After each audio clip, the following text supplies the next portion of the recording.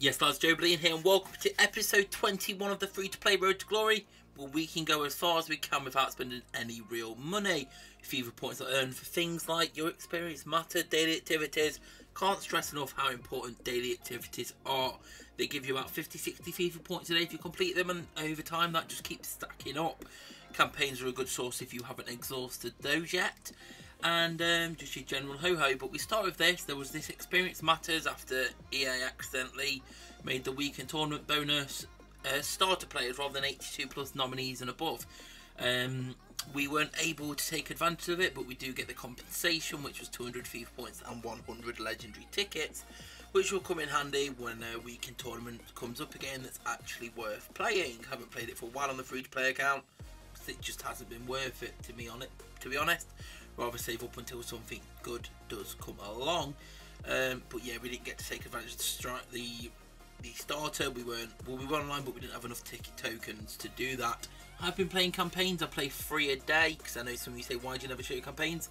I don't enjoy them. I auto play the 3 a day, and we're almost getting towards Lens at the moment. Although we are somewhat like at the start here we needed 29 more versus attack wins to unlock that 250 to get a little bit further. End of error popped up, so this episode ranges from Monday night to Wednesday night. No, Friday night to Wednesday night, because the Saturday to Wednesday. But not, we're already on to Monday now, because when end of error popped up at night. And obviously the top row, it requires you to buy a end of error pass, which requires a £1 pack and then 2,000 FIFA points. We've got the 2,000 FIFA points, but the one rule of this Road to Glory is that we can't spend real money. So sadly we can't unlock the pass at the top. Obviously just shown here, yeah, we can't use real money in this Road to Glory, so we have to just ignore that and get the bottom row rewards only. Obviously we're in Legendary, so if we was to win all, we would do this all, obviously 6-hour rotations. For me, it's a bit of a struggle, but I've been on lates this week at work, so I've been staying up till 1 to play them, then going to bed. Next week I'm on early, so I'll be able to wake up before the night refresh, but it's just not ideal. EA need to stop doing these 4-6 hour refreshes. It's just not healthy. You should not be having to wake up from your sleep, interrupt your sleep to complete an event. Now, when it was live events, it wasn't too bad, because most of the live events you could do while you was half asleep, one eye closed, one hand only.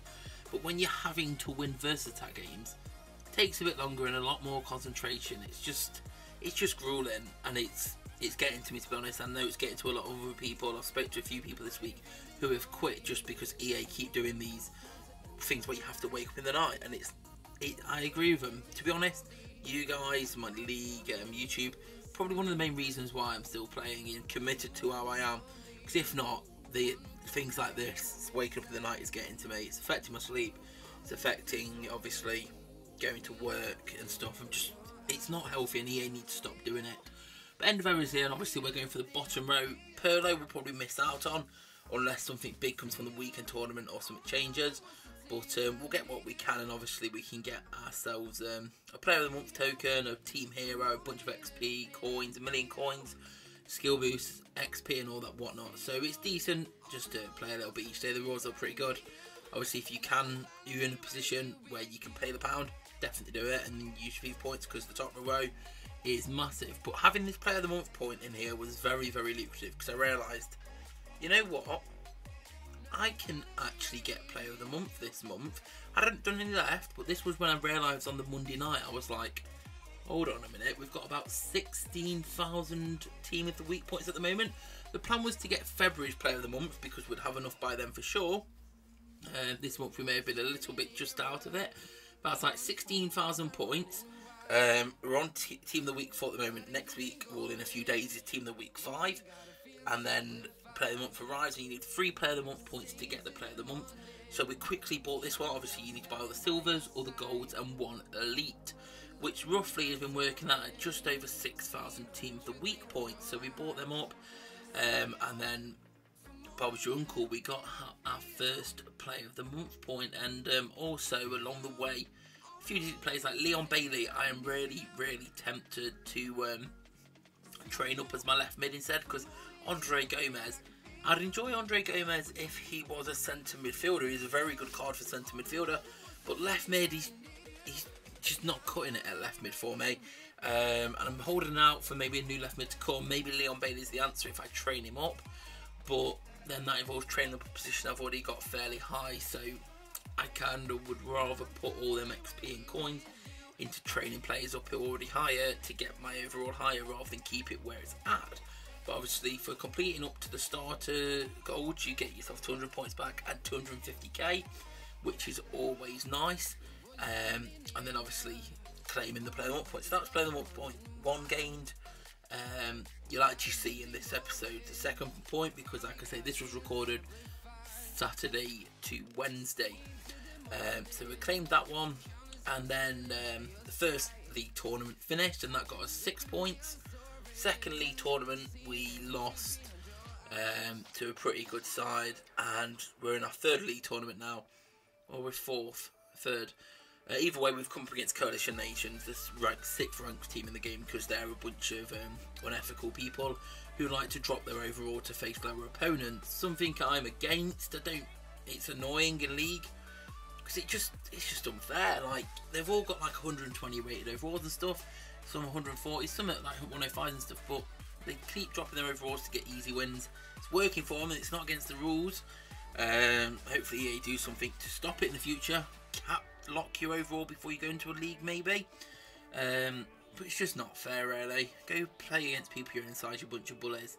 But icons are up. Puyol, Deco and Hullet. Deco we weren't that bothered about. Hullet, class, but I think long term I don't know if I want Hullet, because if we're talking long term with rank ups, I'd rather have players that can rank up easier. And obviously we've got Keita and Kante at the moment, but Puyol I was interested in. Puyol was someone I was definitely interested in, so I spent about, I think I ended about $1 million in the end to get the team to where it's be. But obviously then I could do Puyol and do a bunch of Puyol campaigns with that team. So that's what we're at now. Played a bunch of these games up to where you could go at 94 with 6, however far it was. Obviously icons requirements this time have been raised from when they were released the first time, which kind of makes sense, because if you got them the first time you can claim them again the second time. And also people's overalls are a lot higher now from when they were at the time. I'd have maybe had them a little bit slightly lower, because at the end of the day these are still like 85 and 86 rated icons, but I can understand why they did it. But the campaign requirements didn't change, which wasn't too bad. So we claimed these, and then I was going to potentially use them straight on Puyol straight away, but I thought I'm going to hold off, because to be honest, Puyol's pretty nice and he'll come in handy even if he's just used for the XP later on. Like, because icons are a good way, even if you don't want to use the icons. If it's not going to cost you too much to buy them, get them, do the campaigns, burn the XP, and then use them basically as XP for other players once you've burnt them in. Playing End of Era, we ended up getting promoted to Legendary 1, obviously we're at 99 overall at the moment, and that took us to Legendary 1 while I was playing, and the last day or two in Legendary 1, it's been tough to be honest, because there's so many like 104 and 105 players still camping out in Legendary 1 now, and it's tough, taking quite a long time. It's literally, because I'm playing on 2 accounts for End of Era each time, it's literally taking me like half an hour to play because I win 3 on this and 4 on my main account. So it's take about 25-30 minutes, which when I'm just trying to go to bed, it's grueling. But on my way, that was 250 versus attack matches completed, so End of Era has helped me get a push on with that. So we're getting close to Lens, but at the same time we're almost quite close to Mbappe as well now. So it's a bit like, oh, been waiting for a right wing, and 2 are about to come at the same time. But obviously along this way we've managed to get to the 500 FIFA points, which I was like, yeah, I'll take them. I'll happily take them. I'm never going to turn down FIFA points. And we was getting close to that 3rd Player of the Month point, or should I say 2nd, because we've only got 1 at the moment. Did you any of you? What sentence is that, Joe? Did any of you guys realise that you could potentially get this month and do the same, or have you guys waiting out for next month and this Player of the Month point you're just going to use for like the coins and skill boost? Obviously we haven't seen who the player is yet, so it could be that the player isn't that beneficial to us and we get the skill boost or coins instead. And if it is, it'll be a shame, because I feel like Player of the Month points, if you got 1 or 2, then yeah, the rewards are pretty cool. But I feel like when you're ready to cash in on Player of the Month, it's always doing the player, because the players are special, the players are usually good. they've been good so far to Mendy and Depay. So next week I think it's next week, it should be. I'm hoping to see a nice player of the month, especially now that we're getting on this account. The thing is though, arguably, like I was saying earlier, the positions I'd probably want to improve the most in this team is my left mid and my centre back. And they're what the 2 player of the months have already been, so it's like, I'm not expecting those again. Maybe a striker would be nice to partner with Messi. Obviously we've got MF Didy at the moment, but he's nice in the early levels, but now he just seems kind of standard.